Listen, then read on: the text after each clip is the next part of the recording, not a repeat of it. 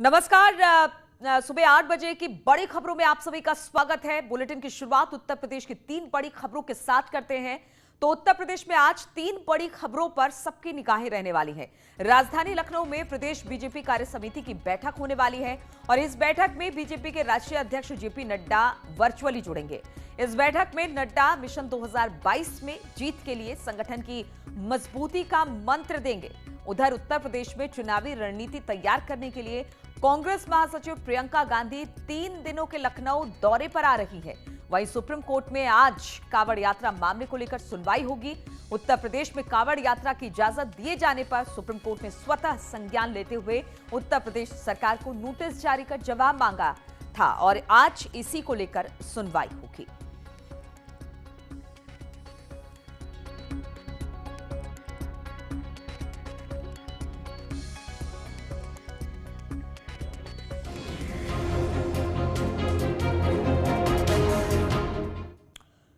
तो सबसे पहले बात बीजेपी कार्य समिति की बैठक की करते हैं। तो लखनऊ में आज प्रदेश बीजेपी कार्य समिति की बैठक होने वाली है और उस बैठक में बीजेपी के राष्ट्रीय अध्यक्ष जेपी नड्डा वर्चुअली जुड़ेंगे। संगठन की मजबूती का मंत्र जुड़कर देने वाले हैं। जिला पंचायत अध्यक्ष और ब्लॉक प्रमुख चुनाव में मिली जीत के बाद उत्साहित बीजेपी इस बैठक के जरिए 2022 चुनाव की तैयारियों पर जोर देगी। इससे पहले कल पार्टी कार्यालय में अहम बैठक हुई जिसमें सीएम योगी, दोनों डिप्टी सीएम और प्रदेश अध्यक्ष स्वतंत्र देव सिंह समेत कई आला नेता मौजूद रहे। करीब 1.5 घंटे तक चली इस बैठक में आज होने वाली बैठक का एजेंडा सेट किया गया। साथ ही सरकार की योजनाएं जनता तक कैसे पहुंचे इसको लेकर भी चर्चा हुई। तो प्रदेश कार्य समिति की बैठक है, वर्चुअली जुड़ने वाले हैं जेपी नड्डा और जीत का मंत्र 2022 के लिए आज यहां से जेपी नड्डा दे सकते हैं। ब्लॉक प्रमुख चुनाव में, पंचायत अध्यक्ष के चुनाव में जीत से बिल्कुल लवरेज दिखाई दे रही है बीजेपी और अब इसको लेकर आज कार्य समिति की बैठक है। कल एक बैठक हुई थी जिसमें सीएम, डिप्टी सीएम, प्रदेश अध्यक्ष सभी मौजूद थे और ये तय किया गया कि आज जो बैठक होगी उसमें किस एजेंडे के साथ इस बैठक को आगे बढ़ाया जाएगा। प्रदेश कार्य समिति की अहम बैठक है। संगठन की मजबूती का मंत्र यहां से मिलने वाला है सभी लोगों को। बैठक में मिशन 2022 की रणनीति तय की जाएगी। बातचीत करने के लिए अनामिका इस वक्त लखनऊ से हमारे साथ जुड़ गई हैं। अनामिका, कार्य समिति की यह बैठक काफी अहम 2022 के हिसाब से कल जिस तरह से बैठक हुई थी तो हम क्या माने 2022 के जीत का मंत्र आज यहां से मिलने वाला है? देखिए नीलू, वैसे तो जो प्रदेश कार्य समिति की बैठक होती है वो संगठनात्मक प्रक्रिया है जो हर कुछ महीने पे होती है। कार्यक्रम तय किए जाते हैं, कार्यकर्ताओं को रिस्पॉन्सिबिलिटी दी जाती है। लेकिन 2022 के चुनाव के पहले लिहाजा ये माना जा रहा है कि ये बैठक खास तौर पे 2022 के चुनाव की तैयारियों की रूपरेखा तय करने के लिए काफी महत्वपूर्ण हो जाती है। हालांकि कोरोना का प्रोटोकॉल चल रहा है, लिहाजा वर्चुअली ही इसमें लोग जुड़ेंगे। जेपी नड्डा वर्चुअल माध्यम से जुड़ेंगे, लेकिन जो उनका संबोधन होगा वो काफी महत्वपूर्ण होगा। 4 सत्रों में ये कार्य समिति की बैठक होगी। पहले सत्र में उद्घाटन होगा, सेकंड सत्र में राजनीतिक आर्थिक प्रस्ताव तय किए जाएंगे और तीसरा जो सत्र होगा उसमें जो कार्यक्रम तैयार किए गए हैं पदाधिकारियों की ओर से, चाहे चुनाव की रूपरेखा की बात की जाए या प्रसार की बात की जाए, तो तीसरा सत्र उसके लिए होगा और चौथा सत्र समापन का होगा। 11 बजे इसकी शुरुआत होगी, शाम 5 बजे तक ये कार्य समिति की बैठक चलेगी। ये पूरा का पूरा दिन जो होगा ये सिर्फ और सिर्फ संगठन के कामकाज, 2022 के चुनाव की रूपरेखा, पदाधिकारियों को रिस्पॉन्सिबिलिटी और क्षेत्र वाइज बीजेपी किस तरीके से काम करेगी अगले 6 महीने तक प्रचार के जरिए, उसको लेकर के भी आज बातचीत होगी और इस लिहाज से काफी महत्वपूर्ण माना जा रहा है। ठीक है, आगे भी इस पर आपसे अपडेट लेते रहेंगे अनामिका। फिलहाल बहुत बहुत शुक्रिया आपका हमारे साथ जुड़ने के लिए। और वहीं सूत्रों के हवाले से बड़ी खबर मिल रही है कि योगी कैबिनेट का अब जल्द विस्तार हो सकता है जिसमें कई बड़े चेहरों को जगह मिल सकती है, कुछ नए चेहरों को भी मौका मिल सकता है। सूत्रों के मुताबिक कि 1 हफ्ते में ये मंत्रिमंडल विस्तार देखने को मिल सकता है। तो कैबिनेट विस्तार की चर्चा लगातार हो रही थी। अब ये कहा जा रहा है सूत्रों के हवाले से कि हो सकता है कि 1 हफ्ते के भीतर भीतर योगी कैबिनेट का विस्तार हो और इसमें कई बड़े चेहरे और नए चेहरे शामिल किए जाए।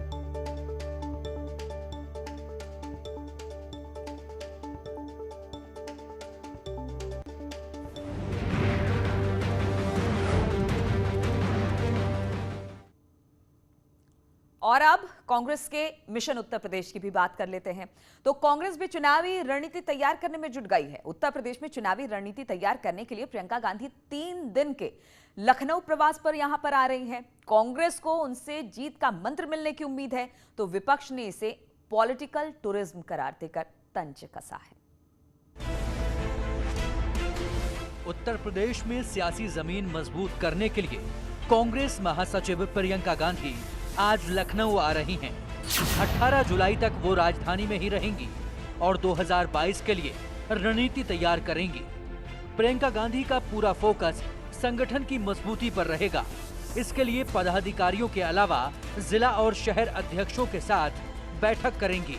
चुनाव से पहले तालमेल बनाए रखने के लिए पार्टी के सीनियर नेताओं और कार्यकर्ताओं के साथ भी प्रियंका गांधी मुलाकात करेंगी। संगठन में जो हमारे प्रदेश के कमेटी के लोग हैं उनके साथ बैठक करेंगी, जो हमारे जिला अध्यक्ष हैं, शहर अध्यक्ष हैं, उनके साथ बैठक करेंगी, फ्रंटल के जो हमारे यूथ एनएसयूआई, सेवा दल और सभी जो हमारे महिला कांग्रेस के लोग हैं उन लोगों के साथ बैठक करेंगी और निश्चित तौर से संगठन को और गति कैसे दिया जाए, 2022 का लक्ष्य कैसे हासिल किया जाए, वो मूल मंत्र भी देने का काम करेंगे। कांग्रेस की चुनावी रणनीति क्या होगी, इसे लेकर तमाम तरह की चर्चाएं हैं और सूत्रों के हवाले से खबर है कि कांग्रेस यूपी में नया साथी तलाश कर रही है। इसके लिए दिल्ली में सोनिया गांधी, प्रियंका गांधी और कमलनाथ के बीच चर्चा की भी खबर है। दरअसल कमलनाथ के समाजवादी पार्टी के अखिलेश यादव और बहुजन समाज पार्टी सुप्रीमो मायावती से अच्छे संबंध हैं। इसलिए कमलनाथ के जरिए कांग्रेस एसपी और बीएसपी के साथ गठबंधन की कोशिश में लगी है।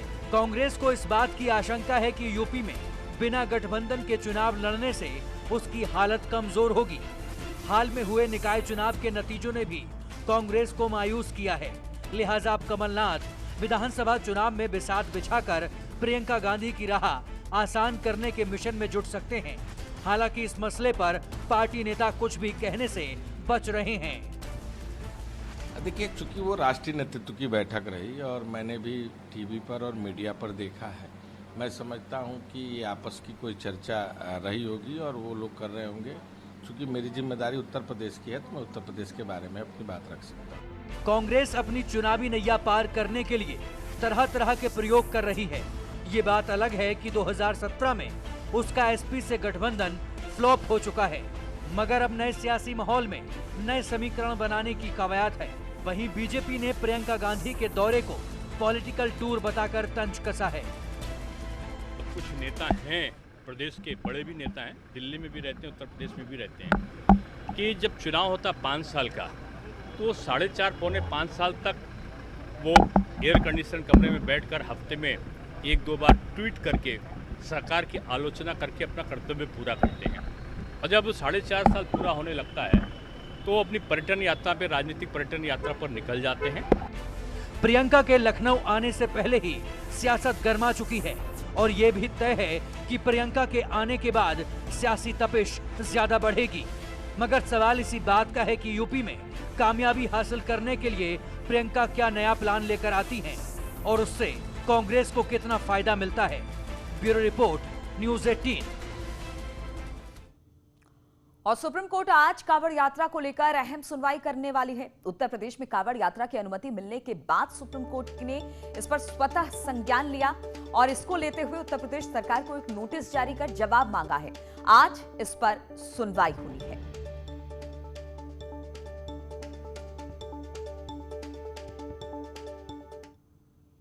और वहीं कांवड़ यात्रा को लेकर वेस्ट उत्तर प्रदेश के कांवड़िए क्यों कंफ्यूज हैं, जरा देखिए ये रिपोर्ट।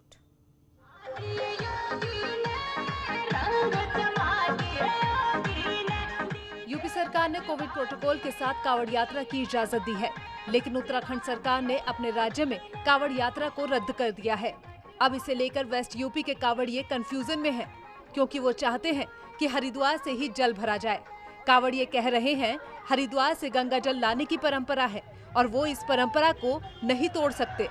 इसीलिए सरकार को लिमिटेड संख्या में कांवड़ियों को हरिद्वार से गंगा जल लाने की अनुमति देनी चाहिए।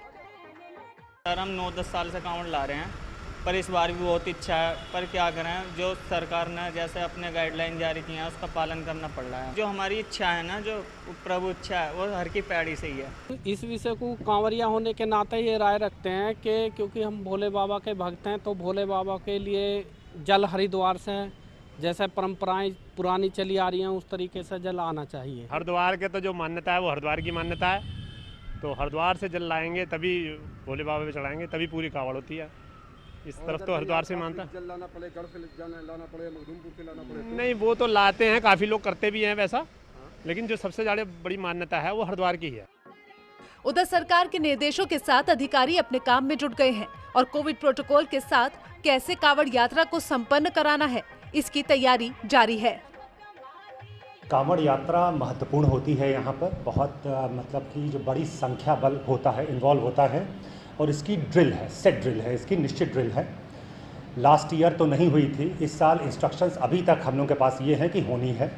उस लिहाज से संबंधित हमारे थाने, हमारे मतलब कि जो नगर निकाय होते हैं, DPROs होते हैं, एक्सीएंस हमारे हैं, वो सारे मतलब उनके साथ लोगों के साथ बैठकें हो चुकी हैं और सारी चीज़ों के साथ तैयारियां हमारी पूरी रहेंगी। कई कांवड़िए ये राय देते हुए भी नजर आते हैं कि कांवड़ यात्रा लिमिटेशंस के साथ संपन्न होनी चाहिए और उत्तराखंड सरकार को लिमिटेशंस के साथ कांवड़ियों को हरिद्वार में हर की पैड़ी से जल लेने की अनुमति देनी चाहिए। पिछले वर्ष तो स्पष्ट निर्देश थे कि कांवड़ यात्रा होगी ही नहीं, लेकिन इस बार निर्देश अलग अलग हैं, इसलिए ये कन्फ्यूजन काफ़ी ज़्यादा है। देखने वाली बात होगी कि इस पर स्पष्ट निर्णय कब तक हो पाता है। कैमरा पर्सन अभिषेक शर्मा के साथ उमेश श्रीवास्तव, न्यूज़ 18 मेरठ। और स्मृति ईरानी को रायबरेली दिशा कमेटी का अध्यक्ष बनाया गया है। रायबरेली सोनिया गांधी का संसदीय क्षेत्र है, लेकिन कमेटी की अध्यक्ष स्मृति ईरानी को बनाया गया। सोनिया गांधी इस कमेटी की सह अध्यक्ष बनाई गई हैं। ग्राम विकास मंत्रालय ने रायबरेली जिला प्रशासन को नाम भेजा है, जिसमें स्मृति ईरानी को अध्यक्ष और सोनिया को सह अध्यक्ष बनाने की बात कही गई है। दिशा कमेटी की बात की जाए तो दिशा कमेटी का कॉन्सेप्ट साल 2016 में आया था। ग्रामीण इलाकों में सर्वांगीण विकास और योजनाओं को सही तरीके से लागू करने के लिए इस कमेटी का गठन किया गया। ग्रामीण क्षेत्र के 28 ऐसी योजनाएं हैं जिनके समन्वय की जिम्मेदारी दिशा कमेटी की होती है। मनरेगा, अंत्योदय, आजीविका मिशन, प्रधानमंत्री ग्राम सड़क योजना, प्रधानमंत्री आवास योजना, स्किल इंडिया, स्वच्छ भारत मिशन, डिजिटल इंडिया जैसी योजनाओं के कोऑर्डिनेशन की जिम्मेदारी दिशा कमेटी की होती है। मैं बताना चाहूँगी, जो दिशा समिति है उसके लिए हमें मीडिया रिपोर्टों से ही पता चला है अभी तक कि माननीय स्मृति ईरानी मैडम को अध्यक्ष बनाया गया है इसमें, लेकिन अभी तक हमें आधिकारिक पत्र, ऑफिशियल पत्र अभी तक शासन की तरफ से हमें अभी तक प्राप्त नहीं हुआ है। जब हमें आधिकारिक पत्र प्राप्त हो जाएगा तभी हम इस पर टिप्पणी कर पाएंगे। और ग्रामीण विकास मंत्रालय ने दिशा कमेटी के गठन के लिए 3 पॉइंट बताए हैं। दिशा कमेटी का अध्यक्ष क्षेत्र का सांसद होना चाहिए। ग्रामीण विकास मंत्रालय सांसद के नाम की सिफारिश करेगा और अगर किसी जिले में 1 से अधिक सांसद है तो जो सीनियर सांसद होगा उसे अध्यक्ष बनाया जाएगा। अगर 2 जिलों के इलाके को मिलाकर लोकसभा सीट बनती है तो भूभाग के आधार पर अध्यक्ष तय किया जाएगा। रायबरेली लोकसभा सीट में ऊंचाहार, बछरावा, हरिश्चंद्रपुर, सरेनी और रायबरेली विधानसभा को मिलाकर लोकसभा सीट बनती है और रायबरेली की सांसद सोनिया गांधी है, लेकिन दिशा कमेटी का अध्यक्ष स्मृति को बना दिया गया है। और रुकेंगे छोटे से ब्रेक के लिए, फौरन लौटते हैं।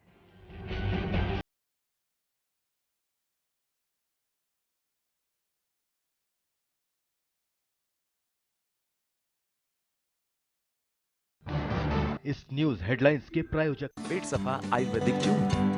पेट सफा, हर रोग दफा।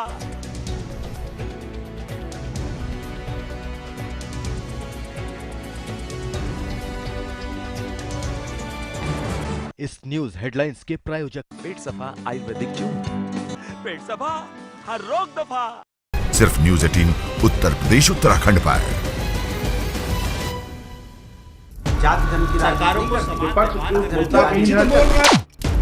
मुद्दा भटका दिया जाए तो शोर बन जाता है। ये बीजेपी की फर्जी वैक्सीन नहीं है ना, ये मान लिया आपने। मुद्दा सलीके से उठाया जाए तो सवाल बन जाता है।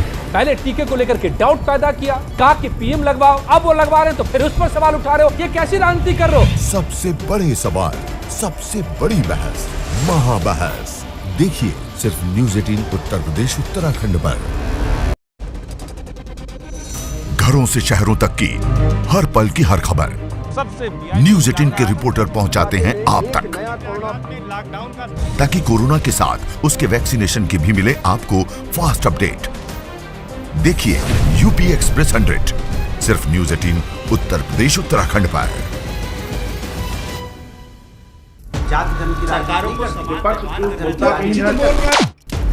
मुद्दा भटका दिया जाए तो शोर बन जाता है। ये बीजेपी की फर्जी वैक्सीन नहीं है ना, ये मान लिया आपने। मुद्दा सलीके से उठाया जाए तो सवाल बन जाता है। पहले टीके को लेकर के डाउट पैदा किया, कहा कि पीएम लगवाओ, अब वो लगवा रहे हैं तो फिर उस पर सवाल उठा रहे हो, ये कैसी राजनीति कर रहे हो? सबसे बड़े सवाल, सबसे बड़ी बहस, महाबहस देखिए सिर्फ न्यूज़ 18 उत्तर प्रदेश उत्तराखंड पर। घरों से शहरों तक की हर पल की हर खबर न्यूज़ 18 के रिपोर्टर पहुंचाते हैं आप तक, ताकि कोरोना के साथ उसके वैक्सीनेशन की भी मिले आपको फास्ट अपडेट। देखिए यूपी एक्सप्रेस 100 सिर्फ न्यूज़ 18 उत्तर प्रदेश उत्तराखंड पर।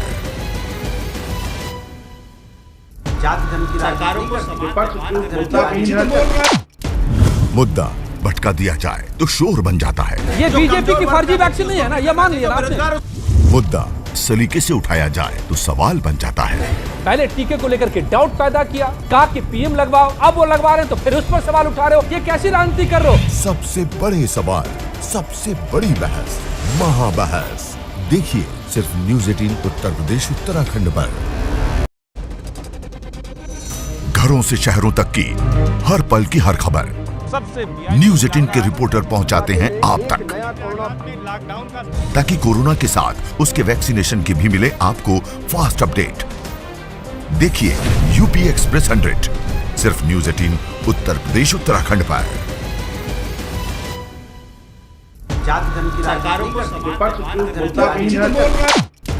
मुद्दा भटका दिया जाए तो शोर बन जाता है। ये बीजेपी की फर्जी वैक्सीन नहीं है ना, ये मान लिया आपने। मुद्दा सलीके से उठाया जाए तो सवाल बन जाता है। पहले टीके को लेकर के डाउट पैदा किया, कहा कि पीएम लगवाओ, अब वो लगवा रहे हैं तो फिर उस पर सवाल उठा रहे हो, ये कैसी राजनीति कर रहे हो? सबसे बड़े सवाल, सबसे बड़ी बहस, महाबहस देखिए सिर्फ न्यूज़ 18 उत्तर प्रदेश उत्तराखंड पर। घरों से शहरों तक की हर पल की हर खबर न्यूज़ 18 के रिपोर्टर पहुंचाते हैं आप तक, ताकि कोरोना के साथ उसके वैक्सीनेशन की भी मिले आपको फास्ट अपडेट। देखिए यूपी एक्सप्रेस 100 सिर्फ न्यूज़ 18 उत्तर प्रदेश उत्तराखंड पर।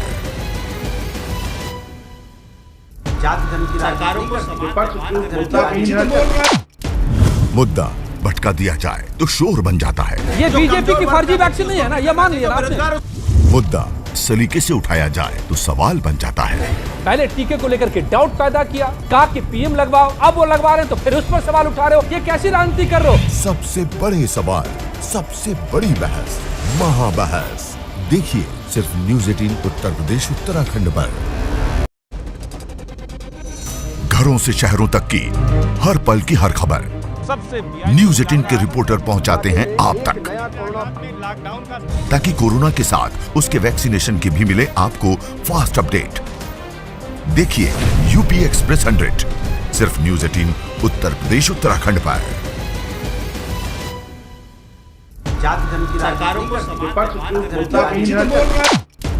मुद्दा भटका दिया जाए तो शोर बन जाता है। ये बीजेपी की फर्जी वैक्सीन नहीं है ना, ये मान लिया आपने। मुद्दा सलीके से उठाया जाए तो सवाल बन जाता है। पहले टीके को लेकर के डाउट पैदा किया, कहा कि पीएम लगवाओ, अब वो लगवा रहे हैं तो फिर उस पर सवाल उठा रहे हो, ये कैसी राजनीति कर रहे हो? सबसे बड़े सवाल, सबसे बड़ी बहस, महाबहस देखिए सिर्फ न्यूज़ 18 उत्तर प्रदेश उत्तराखंड पर। घरों से शहरों तक की हर पल की हर खबर न्यूज़ 18 के रिपोर्टर पहुंचाते हैं आप तक, ताकि कोरोना के साथ उसके वैक्सीनेशन की भी मिले आपको फास्ट अपडेट। देखिए यूपी एक्सप्रेस 100 सिर्फ न्यूज़ 18 उत्तर प्रदेश उत्तराखंड पर। सरकारों को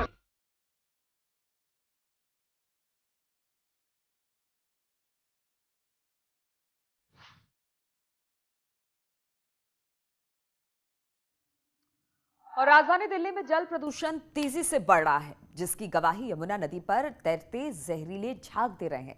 माना जा रहा है कि फैक्ट्रियों से निकलने वाला पानी और इंडस्ट्रियल वेस्ट की वजह से यमुना में सफेद झाग की परत जम गई है, जो यमुना में तैरती दिख रही है।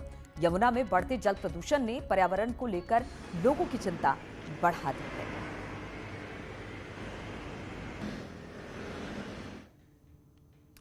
गाजियाबाद की बात करते हैं तो यहां पर लोनी में पुलिस और बदमाशों के बीच मुठभेड़ हुई। पुलिस की गोली लगने से 25,000 का इनामी संजीत खारी घायल हो गया है। बदमाश के कब्जे से कंट्री मेड पिस्टल और बाइक बरामद की गई है। बदमाश पर 17 मुकदमे दर्ज है।